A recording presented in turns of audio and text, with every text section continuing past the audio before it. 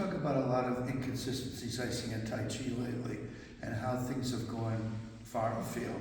And I also want to bring up a couple of things that I've actually changed the way I teach people from the way I originally learned it, because it didn't make sense. Everything that we learned in the beginning about Tai Chi classics and the principles about tongue to roof of the mouth, Chi in your down chin, chest hollow, shoulders low, elbows low, back raised, makes me think that when I see somebody do this, it's going to be wrong, because you're above your shoulders and elbows are no longer low. You're exposing your floating ribs, you're exposing your lymph nodes, and I've always said to people when they ask about what we teach here and they see the martial aspect of it, I always say that, well, when you do Tai Chi as it was invented as a martial art, that the health benefits are much more profound. And I'll give you an example. When you see people do brush knee twist step, where they're really not concentrating on the martial aspect of it, you'll see them go like this, and they'll do this, it looks very pretty. But somebody's either kicking you or punching you in the groin, and you sink, and you block this, and you strike. Now when I do this, my knee is over my toe, my spine is in line, I have the intent to strike, so I'm exercising my chi. So the health benefits are much more profound. So I'll give you a couple of examples. First of all, things I've changed. When I first learned shoot the tiger with the bow, people were doing it like this. Well, first of all, it's not a bow. Second of all, lymph nodes exposed, this is exposed, my shoulder is high. This is a bow and arrow.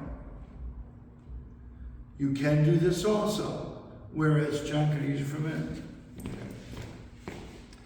So, if he's punching here like this, me blocking here like this and hitting him here, that's shoot the tiger with the bow. Or I can turn my hand and pull him into me as I strike. So there's that. So shoot the tiger with the bow here, not up here. Fairly weaving. So when we do fairly weaving, you do this application. So let's just take the last half of the application as he's coming in here like this. I take this step, I turn my hand just a tiny bit, which exposes the ribs. I turn my waist and I hit the ribs. Here, not here. Now John's a big guy.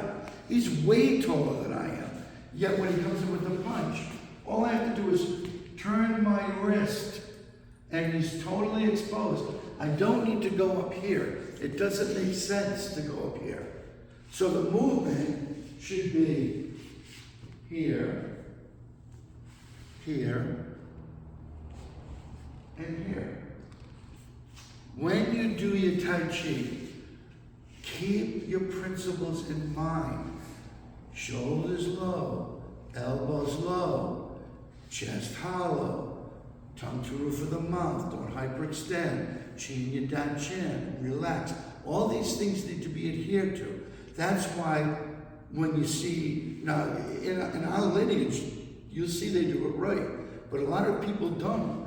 So when you do it before cross hands, you see you're doing a block here, you're doing a block here, and here, and then you do your cross hands. But you'll see people doing this and this. It doesn't make any sense, and it needs to make sense. So, advice for when you're practicing to keep it the way it's supposed to be is to keep your principles in mind. When you're doing any movement, make sure that your shoulders are low, your elbows are low, your chi is in your down chin, everything is sunk and relaxed. Make sure that it's adhered to and that you are not raising things. Keep it low. I just feel that should be out there because, you surf, you look at the videos on there, and you see so many people being very high in what they do. And I think that just comes to the fact that after time, Somebody teaches someone, they teach someone else, they teach someone else, and they imitated who they did before, and they might be imitating a mistake, and it just goes farther and farther and farther till everything's up like this. Fan through back. If I block here and pull them out of the way and hit the ribs like that, that's the movement. But going up like this makes no sense. Just like stork flaps its wings, where the punch comes in, you duck out of the way, and when he hyperextends, you snap the elbow, and you're here. Not up here like this. I once asked someone, another Tai Chi teacher, who I was friendly with, I said, why is your hand up here? He said, well, it's for an overhead block. And I don't know many people that hit people like that. It makes no sense. And even if it did, if you went like this and they hit you like that, you would break your wrist. If you wanted to block up here like that, I would be more inclined to put my ridge of my hand out.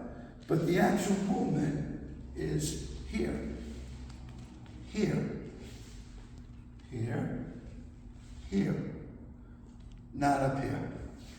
So principles, it's got to follow the principles. If it doesn't, then somebody made a mistake somewhere along the line, and they're not keeping it true to what it was supposed to be. When I look at these pictures here, see if you can go over here. He's never raising the shoulder. He's never raising his elbow.